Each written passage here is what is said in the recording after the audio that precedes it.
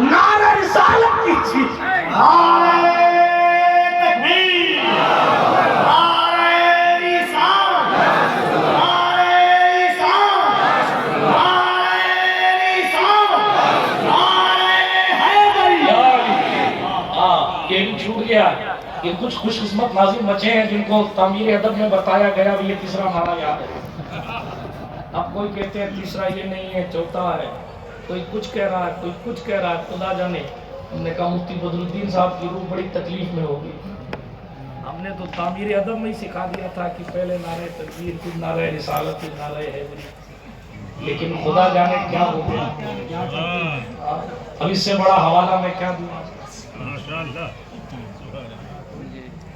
بہرحال علماء سمجھ گئے، آپ ٹینشن مت لیجیے، آگے بڑھیے.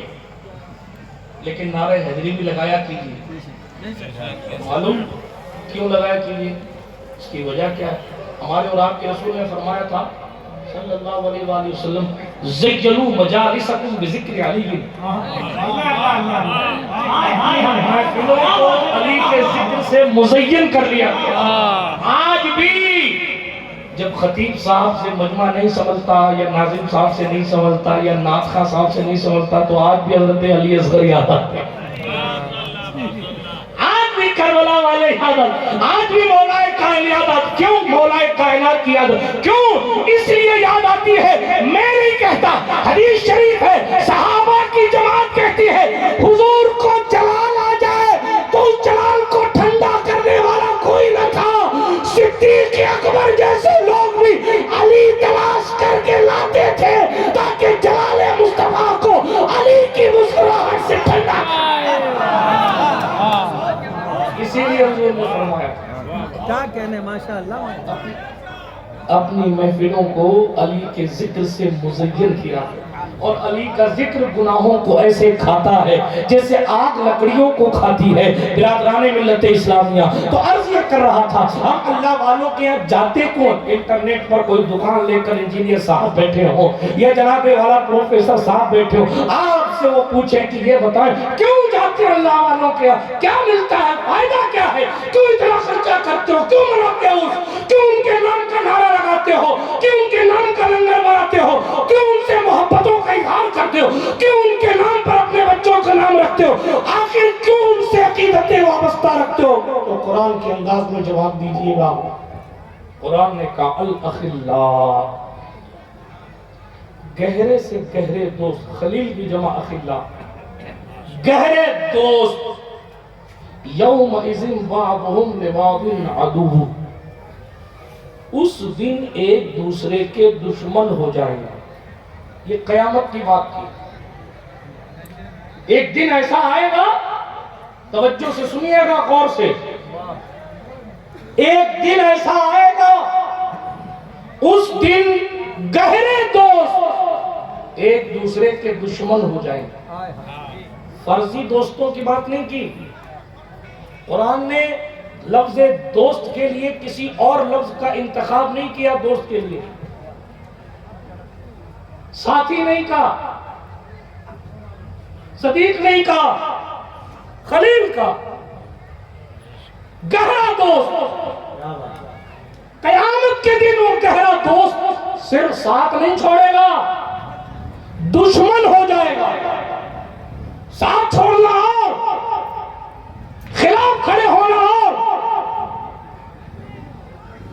کام نہ آنا اور ہے، کام بگاڑنا اور ہے. قرآن نے کہا قیامت کے دن اوریجنل خلیل دوست گہرا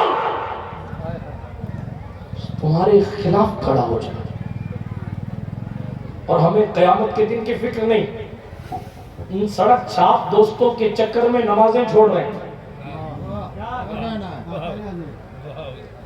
چند روپیوں پر دوستی کو برقرار کرنے اور ایک چائے نہ پلانے پر دوستی توڑ دینے والے دوستوں کے چکر میں شادیوں میں بری رسموں کا ایجاد کر رہے ہیں، ناچ رہے ہیں، گناہوں کے دلدل میں رات کی تاریکی میں دھستے جا رہے ہیں. کیوں؟ دوست نے کہا.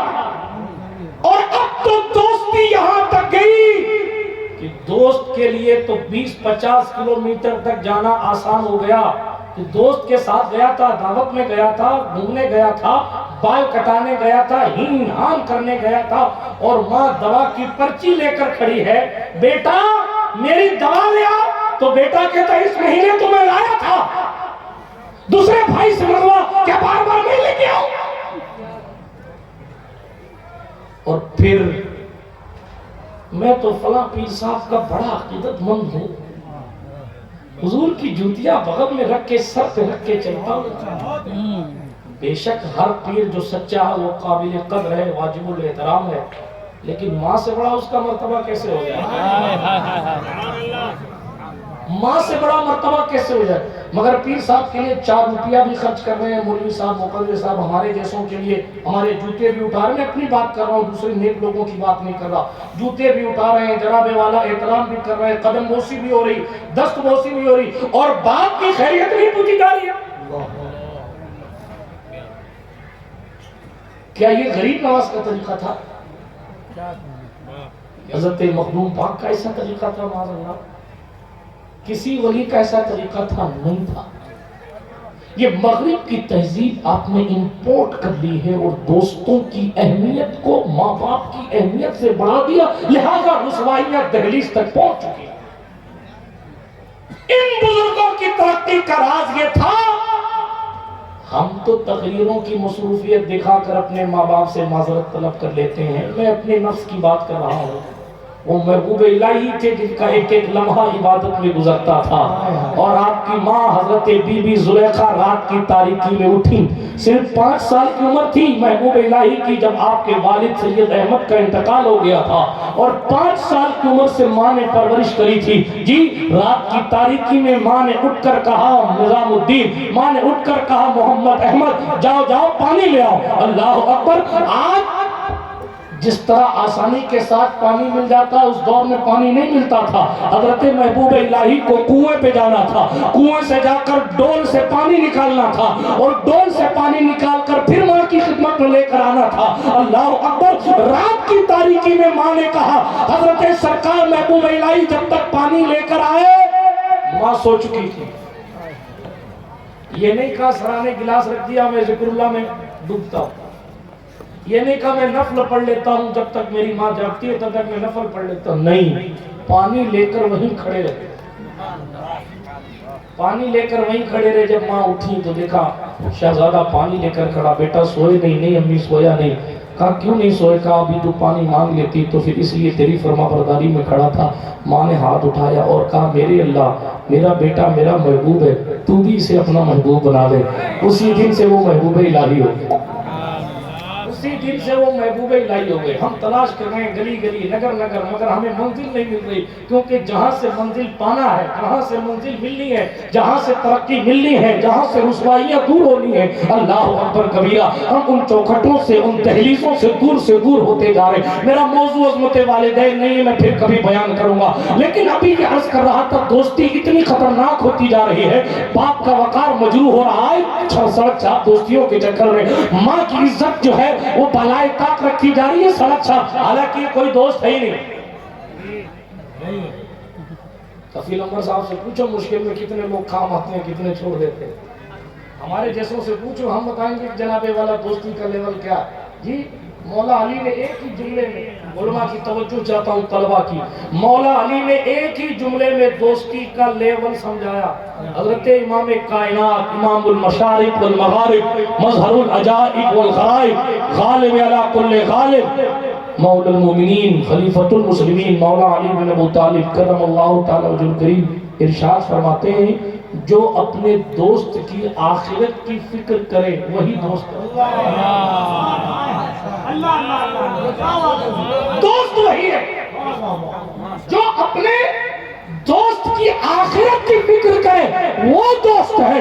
اب آپ بتائیے، اپنا تھرمامیٹر لے کے نکلیے اور تلاش کیجئے کتنے تمہارے ایسے دوست ہیں جو چاہتے ہیں بھائی ایک وقت کی نماز چھوڑے گا تو 6400 سال جہنم میں جلنا پڑے گا۔ جیسے میں تیرے گھر میں آگ نہیں لگنے دینا چاہتا، اسی طرح میں تیری قبر میں بھی عذاب نہیں دیکھنا چاہتا، اسی طرح میں تجھے بھی حشر میں اکیلا نہیں دیکھنا